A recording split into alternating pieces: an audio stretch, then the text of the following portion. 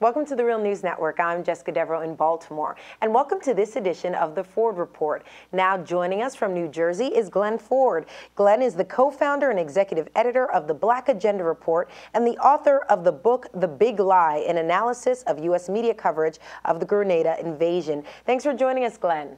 Thanks for the opportunity. So, Glen, I know that you just got back from Cuba. It's a story certainly our viewers are tracking. What did you discover while you were over there? Well, I had not been to Cuba for 30 years. I went in '84 and '85, so it was another and a new look at the country. We went with a 100 member tour put together by Code Pink. That's led by Medea Benjamin. It was the second tour this year by Code Pink, and another one's set to go, I believe, in the fall. And the overwhelming impression that I got, and we had meetings with Cubans from all sectors of society, is that the Cubans want an end to the U.S. embargo so bad they can taste it. And on the face of it, that doesn't seem to be a very good bargaining position for the Cubans to be so very eager to trade. But then we have to understand that the Cubans have held out for more than half a century of an embargo by this country and stuck to their principles. And I think we can expect them to stick with those principles a little bit longer.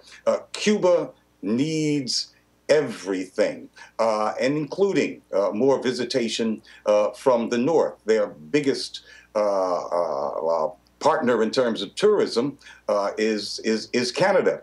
But even though the laws in the United States specifically prohibit U.S. tourism, all of the Cubans use the same term, tsunami, to describe what they anticipated would be a tidal wave of U.S. tourism to the island. Is that wishful thinking? We'll see. Again, Cuba needs everything. We went to an agricultural cooperative on the outskirts of Havana, and the leader of the cooperative said that his members looked at the United States as a kind of huge Home Depot warehouse store, and they can't wait to go shopping in that store to buy the most mundane things like nails and paint. And when you look around Cuba, you see that the whole place does need a paint job. As I said, I was in Cuba about 30 years ago. But in the interim, of course, the Soviet Union collapsed.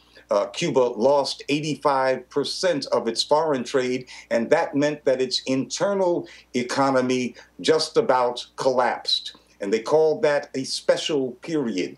During that special period, they introduced certain openings to small private enterprises.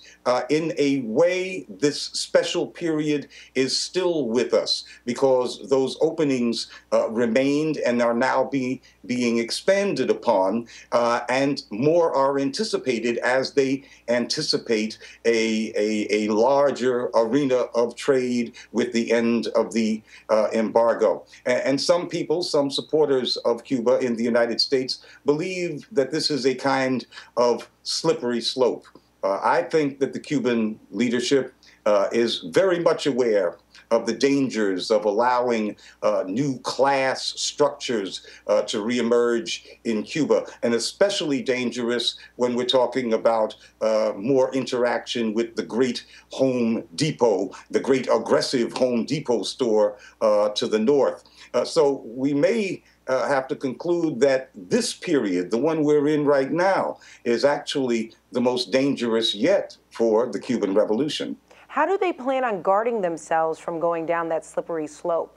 That is the question. What the Cubans talk about is creating socialism with a market, a socialism in which the state aspect, the socialist aspect of the economy is firmly in control, with the market part of the economy as secondary and subordinate. That's the kind of balance that they're seeking. How does that occur? How can you calibrate that kind of societal transformation, especially when you're talking about trade and an increasing relationships with this very hostile giant right to your north. It's really a tall order, but you know, Cuba is a hero nation, very brave, and they're going to take on this challenge as well. All right, Glen Ford joining us from New Jersey. Thank you so much for being with us. Thank you. And thank you for joining us on the Real News Network.